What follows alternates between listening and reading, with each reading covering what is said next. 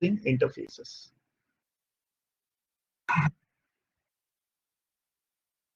Okay, anybody have doubts with this?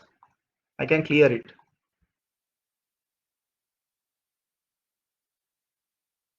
Okay, so that's how we can achieve multiple inheritance in Java. Normally through classes, it is not at all possible to have multiple inheritance. Okay, it is also similar to inheritance, that is a relationship.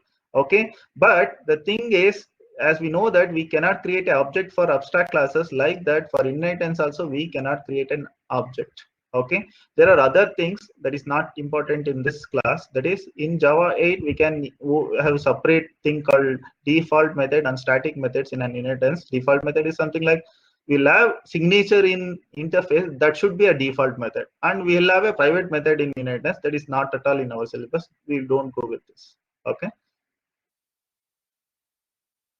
so why we use Java interface? Of course, to achieve abstraction, as we come across, we will have only signature. We don't have implementation. Implementation only can be done by a classes which implements the inheritances. Okay, sorry, interfaces.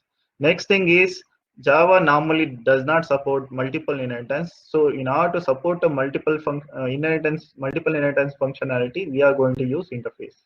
And the thing is, loose coupling. Normally interface does not behave like exact system. Okay, it just act as a interfaces between a system. That's why it's used to achieve loose coupling. For example, let us assume we have a car. Okay, we have a car.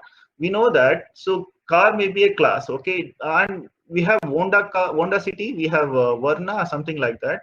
Suppose if I want to have some interfaces, means you just think about something like a entertainment system like or a radio. Okay, just think about radio in car. Okay, radio I can have in Honda City also, I can have in Verna also, I can have in BMW also. Okay, so the radio present in Honda City exactly work according to the Honda City itself. One radio will run in one exactly with one itself. In BMW, of course, I'll have some more advancement in my radio and work exactly like BMW itself.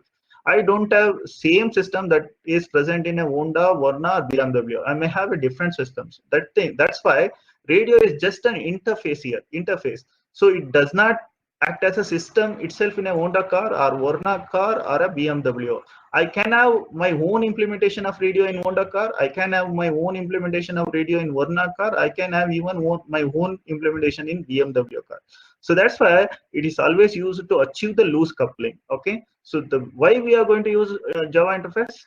First thing is achieve abstraction. Second thing is achieve multiple inheritance, and next thing is achieve loose coupling. Okay, so how to declare an interface? We already come across. In order to declare an interface, we need to use a keyword called interface. Here I will have a members private. Here I will have a properties, like I can have any number of variables. Okay, all variables should be initialized here, and I can have any number of methods. Methods, we will have only abstract method here. It means that I have only signature. I don't have implementation. So create an interface, you need to use a keyword called interface. It provides total abstraction. Okay, so what happens if you create an interface like this? If you create an interface like this, okay, suppose I'm going to create an interface called printable.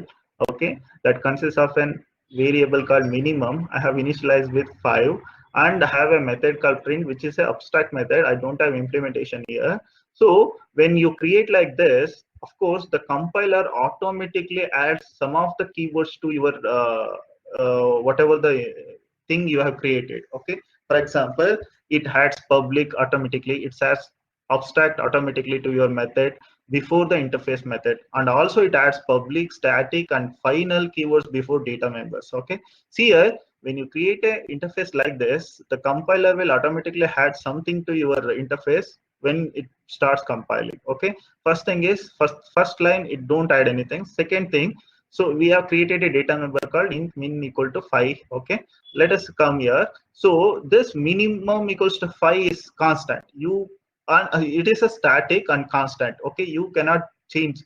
Okay, So that's why both static and final keyword will be added to this variable when you start compiling by the compiler. Okay. So next thing is the print. I already told that it's an abstract method. Even though whether you provide abstract, you don't provide abstract, compiler automatically add the abstract thing to the print. And one more thing, so all the methods of inheritance should be public. That you need to understand. All the methods of inheritance should be public.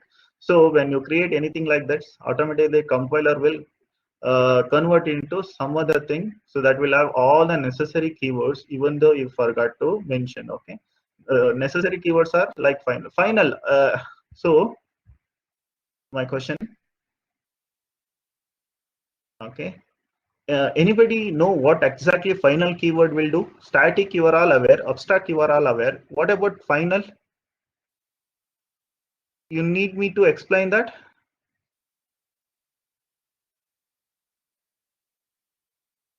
Okay, so many don't know what exactly final means. Final is a keyword where I can mention along with either variable, I can mention along with print, or I can mention along with a class name. Okay, if I mention along with a variable name final, it means it's a constant.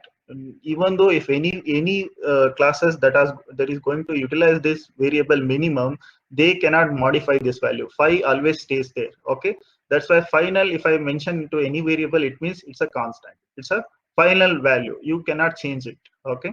Suppose if I use the final with respect to methods, okay, if I use the final with respect to method, okay, it means that that method cannot be inherited by any other class. That cannot be, it cannot be override or overload.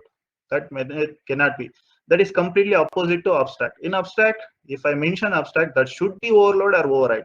But if I say final with respect to method, that should not be overload or override. Okay. Suppose if I mention final along with the class name, it means that it is not at all possible to inherit this class. So no inheritance for that class. If I mention like that, final class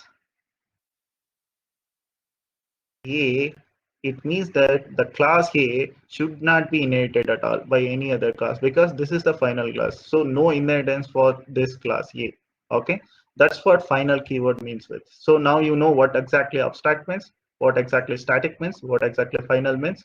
Okay, so and these access specifiers like public, protected, and private, and the class types like interface or class. Okay,